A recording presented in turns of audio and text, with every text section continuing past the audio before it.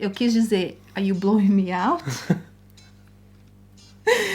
Na hora eu escrevi, are you blowing me up? Vergonhas e gafes que eu, uma brasileira, já passei aqui na Inglaterra. Principalmente por causa do inglês. Claro, quem nunca, né? Já passei muita vergonha aqui, não passei? Muita vergonha. E é isso que eu vou contar no vídeo de hoje pra vocês.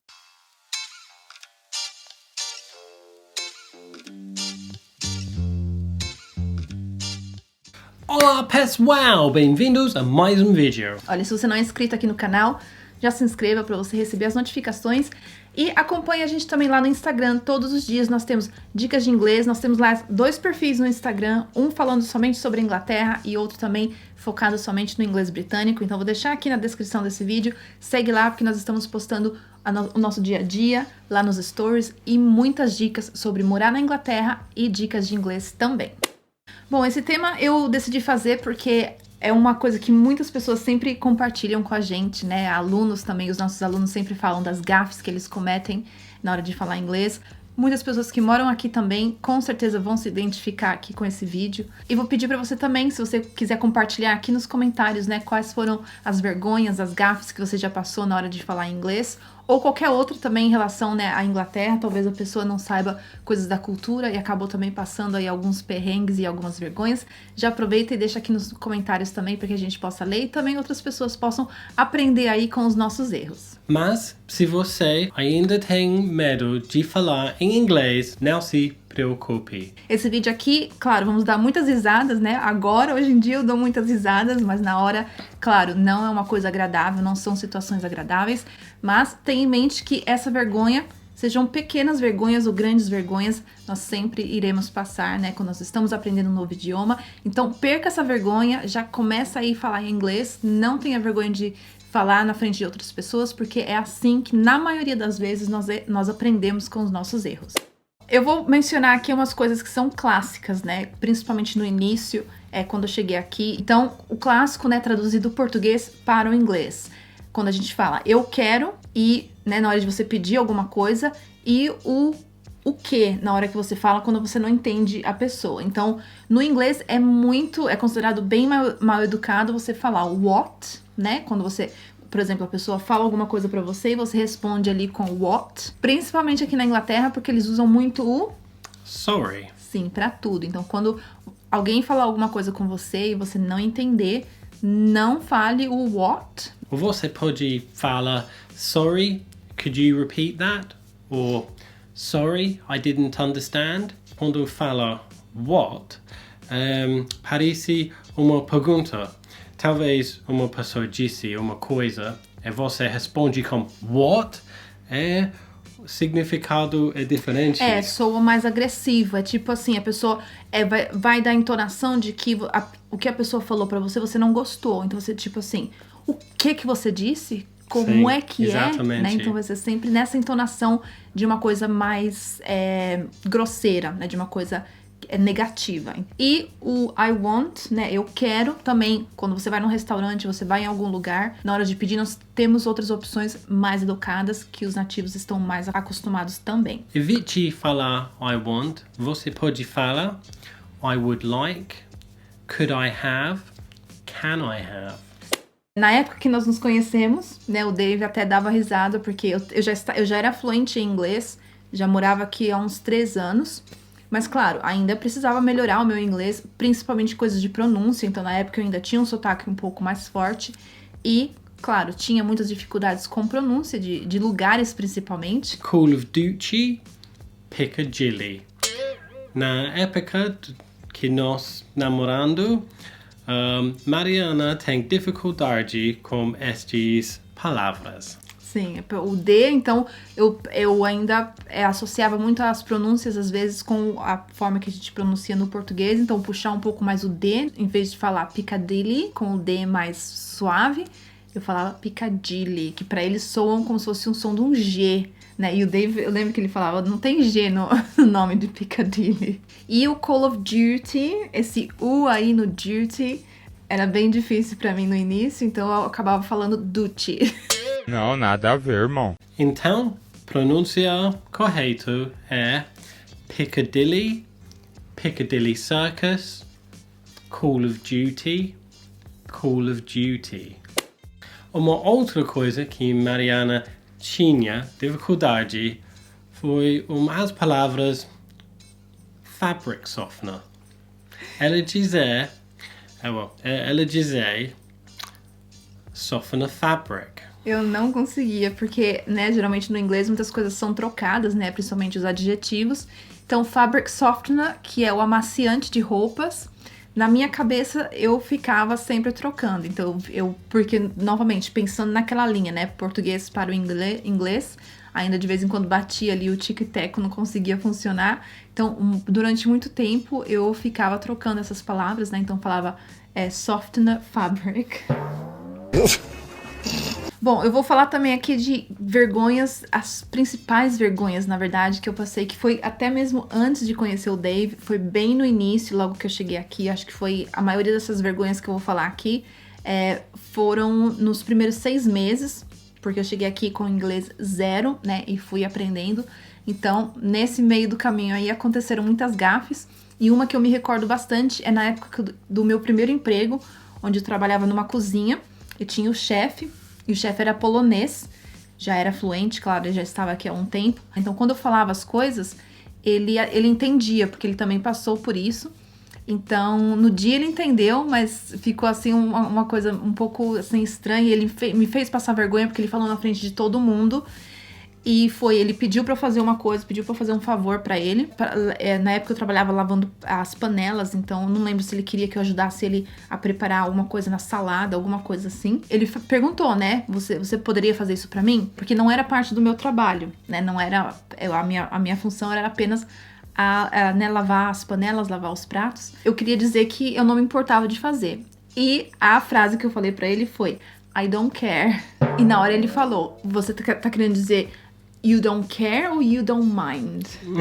Né? Porque ele falou assim, se você quer dizer que você, né, you don't care, ele falou, eu nem vou te dar o trabalho pra você fazer, porque com certeza você não vai fazer com cuidado. Agora, se você tá querendo dizer you don't mind, né, você não se importa de fazer o trabalho, então eu vou pedir pra você fazer. Então tem essa diferença, né, entre I don't care e I don't mind. Grande diferença. Uma grande diferença, porque quando a gente tenta traduzir do português para o inglês, né, é uma tradução só no português. Eu não me importo. Mas o I don't care seria uma coisa que você realmente não se importa, que você não está nem aí para aquela coisa, ou para aquela pessoa, ou para a situação. Quando você usa o I don't mind, aí que você quer dizer que você não se importa de fazer aquilo, né, ou de passar por aquela experiência ou algo do tipo. Quando você responde com I don't care, essa resposta é mal educado. Sim, ele pediu pra eu fazer um favor pra ele e eu falei, não tô nem aí. Saiu como, não vou fazer, não estou nem aí se você precisa ou não desse favor. Foi uma vergonha, mas que foi, né, acabou dando tudo certo no final e acabei aprendendo a minha lição. Se você não sabia a diferença com I don't care and I don't mind, você não vai passar essa vergonha. Agora vamos passar a vergonha que eu passei, já estamos trazendo aqui pra você aprender e já aproveita e deixa aí o seu joinha, porque já valeu a pena aí você não cometer essa gafe, passar essa vergonha da forma que eu passei. Olha, a próxima vergonha que eu passei também foi, quase terminou em tragédia, e eu quis trazer isso aqui pra vocês, pra poder deixar aqui uma dica, né, porque eu sei que é uma coisa que muitas pessoas fazem, e que infelizmente a gente acaba criando um hábito, né, que foi o hábito do que eu não entendia tudo que as pessoas falavam pra mim e eu fingia que eu estava entendendo. Nesse dia, eu quase acabei cometendo uma gafe que talvez poderia até ter custado o meu emprego nesse dia. Então, nesse restaurante, o meu inglês já estava um pouco melhor. Então, eu fui promovida da cozinha para o restaurante para trabalhar de garçonete, pegando os pedidos das pessoas. Nesse dia, o cliente, né, o restaurante estava cheio, então um dos clientes fez o pedido com uma outra pessoa, a menina que trabalhava no bar. E ele pediu um steak, e ele pediu lá pra colocar sem pimenta. No steak lá no menu tinha, o steak vinha com pimenta do reino, e ele pediu pra menina colocar, né, lá na notinha pro chefe, falando que ele não queria pimenta. O que aconteceu? Eu fui servir, né, a comida estava pronta, fui servir a comida pro cliente, coloquei lá pra ele. Ele começou a falar pra mim um monte de coisa, e a única coisa que eu entendi foi pepper. A única palavra que eu entendi da conversa inteira foi pepper. Ali na hora eu fingi pro cliente que eu entendi tudo. E automaticamente, né, ali deduzi que ele queria, como era o steak, e uma das opções que era mais populares no menu com aquele steak era o pepper sauce, que era um molho de pimenta. Um molho com muita pimenta do reino ainda. E eu falei pra ele, não se preocupe. Levei o prato de volta, pedi pro chefe preparar o pepper sauce, que o cliente queria o pepper sauce. E o chefe já começou preparando ali, o chefe, não, mas ninguém me avisou. A minha sorte é que a menina que pegou o pedido dele ouviu toda a conversa e ela veio na cozinha reclamando. E ela estava muito brava porque ela falou que ele não havia especificado que ele tinha alergia à pimenta. Ela estava muito brava e ela falando pro chefe, desculpa. E na hora o chefe já ficou, mas o que tá acontecendo? O cara quer a pimenta ou ele não quer a pimenta? Então foi uma confusão. E na hora eu fiquei assim... Eu tô passada, chocada. Sem reação, porque eu não havia entendido nada da conversa. Resultado, se a menina não tivesse ouvido aquela conversa, eu iria levar o molho de pimenta pro rapaz que tinha alergia à pimenta. Então imagina o que não sairia disso, né? Então, imaginava. Imagina. Então fica a dica pra você. Se você não entende, não tenha vergonha de falar, não tenha vergonha de repetir, né? Pedir pra pessoa repetir, porque muitas vezes isso pode não só dificultar no seu desenvolvimento com o aprendizado, porque se você não se expressar e tentar aprender daquela situação, você não vai evoluir e também pode passar aí por situações bem delicadas da forma que eu passei. Então não faça o que eu fiz, não tenha vergonha de falar e assumir que você não está entendendo o que a pessoa está falando pra você.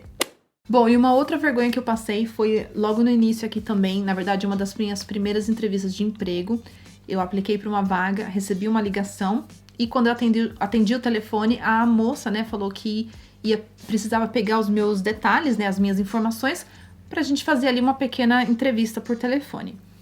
A primeira pergunta que ela fez foi, né, ela perguntou qual era o meu title. E eu não sabia o significado de title. E o que significa title? Mr., Mrs., Ms., and Miss. Então, Mr., né, senhor, senhora, senhorita. E aqui é comum de você colocar dessa forma. Eu não sabia o que era title. Já tinha ouvido falar antes, mas não tinha me interessado em realmente aprender o que era. E eu deduzi ali e falei, não, acho que ela quer dizer que ela quer que eu soletre o meu nome. Eu comecei a soletrar o meu nome. E ela fez a mesma pergunta. Ela falou, não, eu não quero que eu preciso primeiro saber o seu title. What is your title? E fiquei ali boiando. E ela, né, depois de umas 3 vezes, ela falou, não, title você é o quê? Uma Mrs., Miss? Aí que eu falei, tá. Respondi.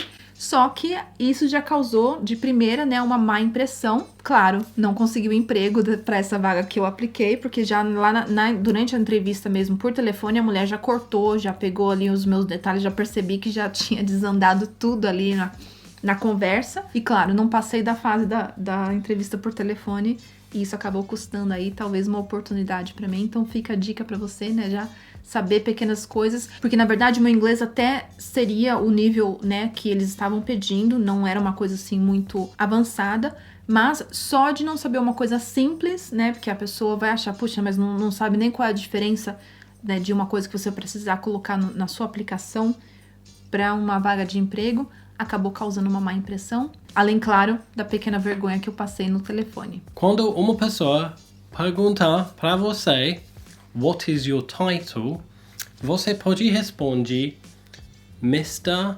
ou Mrs., Ms. ou Miss. Bom, a outra vergonha que eu vou confessar aqui também é também na época de solteira. E comecei a conversar com os rapazes, principalmente online, né? Então, tinha ali aquela coisa, né? Não tinha o Tinder na época, mas tinha outras O que ela vai dizer? Vou contar aqui histórias, né? Essa história acho que talvez você nem saiba, nem contei pro Dave ainda essa história. A vergonha, né, que eu passei, na verdade. Então, comecei a conversar com um rapaz, na época ainda era do MSN. Então, comecei a conversar com ele e era só questão de mensagens, né? Até a gente se programar para poder se conhecer pessoalmente. Sempre conversando todos os dias.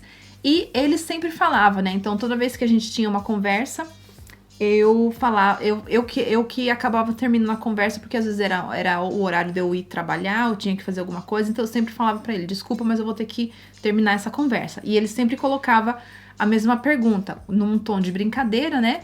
Ele colocava a pergunta, are you blowing me out? E o que significa blow someone out? Ou se eu disser, are you blowing me out? Qual o significado? Significa você me dispensando. Sim, então é tipo assim, você está me dispensando, tá me dando um fora, né? Então ele sempre falava isso pra mim. Até que um belo dia, nós conversando, foi a vez dele de falar que ele precisava ir trabalhar, então tinha que terminar a conversa.